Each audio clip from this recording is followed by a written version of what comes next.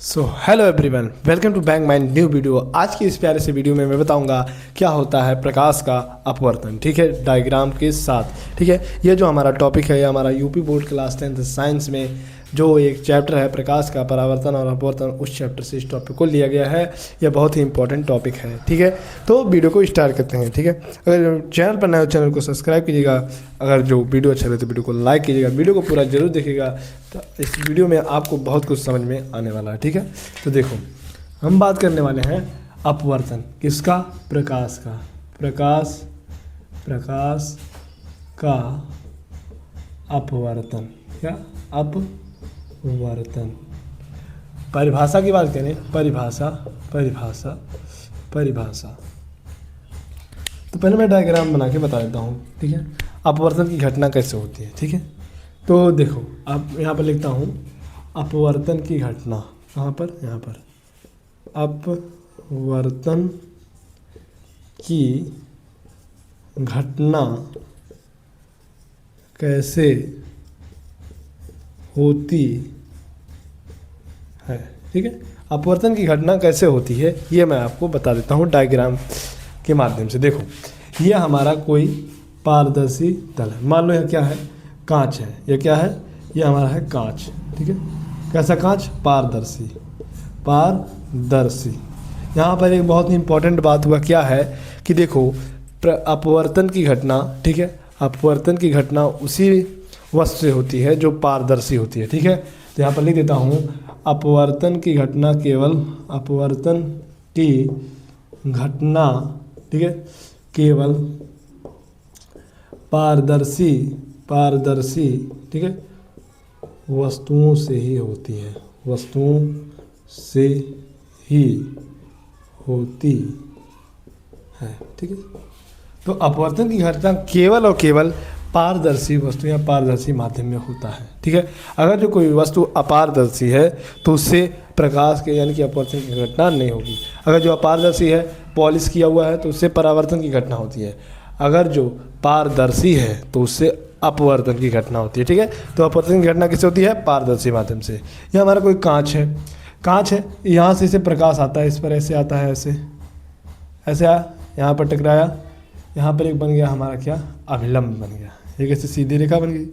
ठीक है, तो यह प्रकाश ऐसे सीधी आ रहा था। जैसे ही ये हमारा पारदर्शी है, अगर जो यहाँ पर ऐसे पॉलिश किया हुआ होता ना ऐसे, तो प्रकाश ऐसे मुड़ जाता। ठीक है, ये ऐसे आता फिर ऐसे मुड़ जाता, तो ये क्या करता, परावर्तन की घटना कहलाता।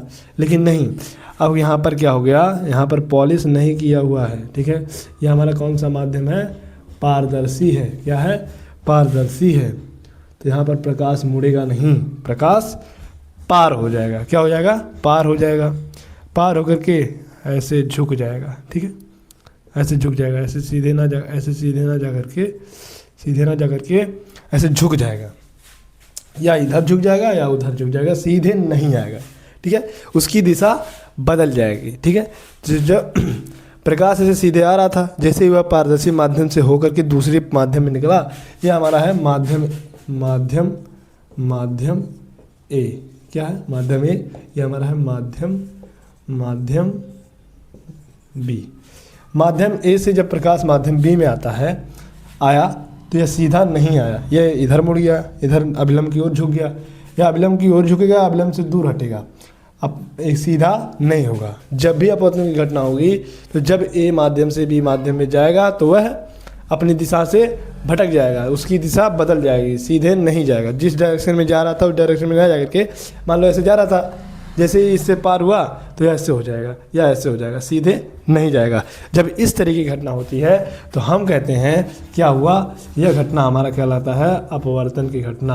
कौन सी घटना, अपवर्तन की घटना कहलाता है। ठीक है, अपवर्तन की घटना यह हमारा कहलाता है। तो ठीक, जब कोई प्रकाश की किरण एक माध्यम से दूसरे माध्यम में जाता है, ठीक है, तो उसकी दिशा बदल जाती है। ठीक है, जब कोई प्रकाश की किरण, जब कोई प्रकाश एक माध्यम से दूसरे माध्यम में जाता है तो उसकी दिशा बदल जाती है। उसी को ही या इसी घटना को ही हम क्या कहते हैं, प्रकाश का अपवर्तन कहते हैं। क्या कहते हैं? प्रकाश का अपवर्तन। यहाँ पर प्रकाश का अपवर्तन हो रहा है इसलिए हम प्रकाश का अपवर्तन कहेंगे, ठीक है। तो यहाँ पर प्रकाश का अपवर्तन ये हो गया। तो जब कोई प्रकाश की किरण एक माध्यम से दूसरे माध्यम में जाती है तो उसकी दिशा बदल जाती है, इस घटना को ही प्रकाश का अपवर्तन कहा जाता है। आई होप इतना समझ में आया होगा। तो देखो ये तो घटना हो गई, अब इसमें कुछ क्राइटेरिया होते हैं, मतलब कुछ बनते हैं, कोड बनते हैं। तो यहाँ पर ये हमारा जो है क्या रहता है? अभिलंब। क्या है? अभिलंब। ये हमारा अभिलंब है। ये जो प्रकाश किरण आ रही है इसे हम कहते हैं आपतित किरण। कौन सा? आपतित किरण। आपतित किरण। और जो प्रकाश किरण पारदर्शी माध्यम से टकरा करके दूसरे माध्यम में निकलती है इसे हम कहते हैं अपवर्तित किरण। कौन सा? अपवर्तित किरण। अपवर्तित किरण। अब हम इसे अपवर्तित किरण क्यों कहते हैं? अपरिवर्तित। तो जो परिवर्तित यानी कि जो उसी माध्यम में नहीं जाता है, जो परिवर्तित नहीं होता है, अपरिवर्तित होता है, मतलब जहाँ जाता है उस पार निकल जाता है, वापस नहीं आता है, तो इसीलिए हम इसका नाम रख देते हैं अपवर्तित, ठीक है। तो अभिलंब और आपतित किरण के बीच में एक कोण बनता है जिसे हम कहते हैं क्या? आपतन कोण। कौन सा कोण? आपतन। आपतन कोण। आपतन कोण को किससे प्रदर्शित करते हैं? एंगल आई से। और यहाँ पर अभिलंब और अपवर्तित किरण के बीच में कोण बनता है जिसे हम एंगल आर से प्रदर्शित करते हैं। इस कोण को कहते हैं हम अपवर्तन कोण। कौन सा? अपवर्तन कोण। अपवर्तन कोण, इसे हम एंगल आर से प्रदर्शित करते हैं, ठीक है। ये हो गया हमारा आपतन कोण। और जिस बिंदु पर प्रकाश टकरा कर उसकी दिशा बदलती है उसे हम कहते हैं आपतन बिंदु। कौन सा बिंदु? आपतन बिंदु। आपतन बिंदु, ठीक है। इतना आपको समझ में आया होगा। देखो हम पढ़ रहे हैं प्रकाश का अपवर्तन। क्या पढ़ रहे हैं? प्रकाश का अपवर्तन। अभी मैं ये भी बताऊंगा कि कब प्रकाश की किरण अभिलंब की ओर, अभिलंब के पास आती है और कब प्रकाश की किरण अभिलंब से दूर हटती है, कब। देखो तो यह हमारा, हम पढ़ रहे हैं प्रकाश का अपवर्तन। प्रकाश का अपवर्तन परिभाषा में अभी लिख कर दे देता हूँ। पहले यहाँ पर मैं परिभाषा ही लिख देता हूँ, ठीक है। तो देखो परिभाषा ही लिख देता हूँ। तो परिभाषा आप बना सकते हैं लेकिन मैं लिख देता हूँ। देखो परिभाषा इससे बन सकता है कि जब कोई, ठीक है, जब कोई प्रकाश की किरण, ठीक है, एक माध्यम से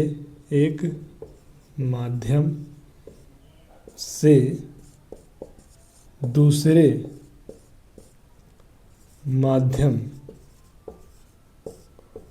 में जाती है तो उसकी, ठीक है, दिशा बदल जाती है। इस घटना को अपवर्तन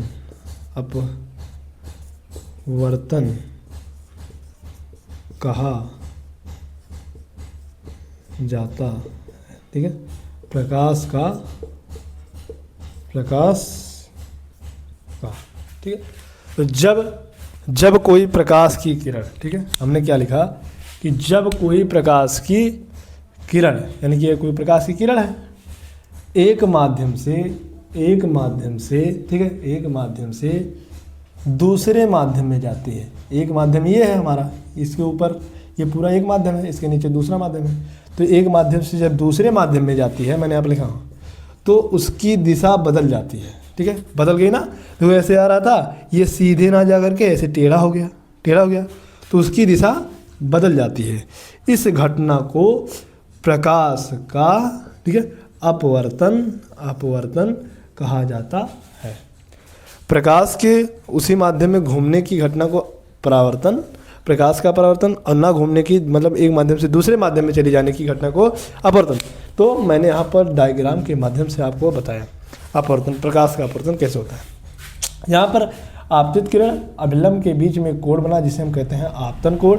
आपतन कोण को हम एंगल आई से प्रदर्शित करते हैं, ठीक है। यहाँ पर अभिलंब और अपवर्तित किरण के बीच में कोण बना जिसे हम कहते हैं अपवर्तन कोण, जिसे हम एंगल आर से प्रदर्शित करते हैं, ठीक है।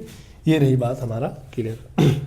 और बात बता दें, अपवर्तन की घटना सदैव पारदर्शी वस्तुएं अपारदर्शी माध्यम से ही होता है।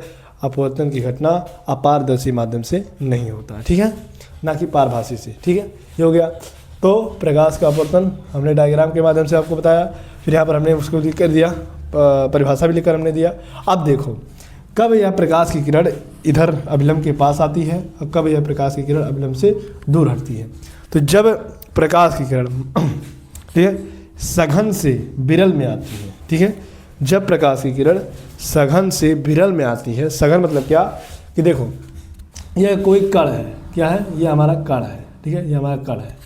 तो जब यह कण पास पास होते हैं, ऐसे पास पास होते हैं, ठीक है, ऐसे पास पास होते हैं, तो इसे हम कहते हैं सघन। क्या कहते हैं?